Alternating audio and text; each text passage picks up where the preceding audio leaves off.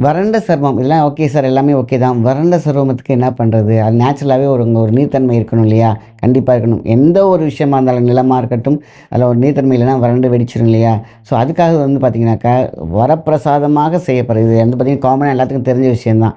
அ aloe vera gel நீங்க எடுத்துக்கோங்க. நல்லா வாஷ் பண்ணி வச்சுக்கோங்க. இந்த கசப்புலாம் போன பிறகு அப்படியே ஒரு ஒரு கிண்ணத்துல எடுத்து வச்சுக்கோங்க. வெள்ளரிக்காய் 2, 3 பீஸ் எடுத்துக்கோங்க. அதையும் நல்லா கூழ் மாரி நல்லா மசிச்சுட்டு 2யும் மிக்ஸ் பண்ணி நம்மள ஃபேஸ்ல போட்டாலே போதும். ஹைட்ரேஷன் இல்லாம, வறண்டு போகாம உங்களுக்கு வந்து உங்க ஸ்கின் பளபளப்பா இருக்கணும், நீர்த்தன்மையோட இருக்கணும். கொஞ்சம் வந்து பார்த்தீங்கன்னா, ஸ்காட்டா ஸ்கில்லியா இருக்கணும் இல்லையா? அந்த மாரியான விஷயங்களுக்கு வந்து இந்த கற்றாழையும், நம்ம வெள்ளரிக்காவும் சேர்ந்து வந்து ஒரு சூப்பரான ஒரு விஷயத்தை செய்து கொடுக்கும்.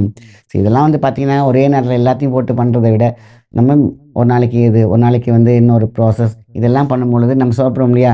சாம்பார், ரசம் இந்த மாரி ஒவ்வொன்னும் ஒரு நாளைக்கு பண்ணுவோம் இல்லையா? அந்த மாரி ஈஸியா கொண்டு போலாம். ரொம்ப டஃப்பா இல்லாம, கொஞ்சம் வெறிகொண்டு பண்ணாம, நார்மலா நம்ம ஸ்கின் ஏன்னா சாஃப்ட் ஸ்கின் இல்லையா? அழகா பண்ணீங்கன்னா, அழகான ஒரு ஹெல்த்து, அழகான ஒரு விஷயம் ஃபேஸ் கிடைக்கும்.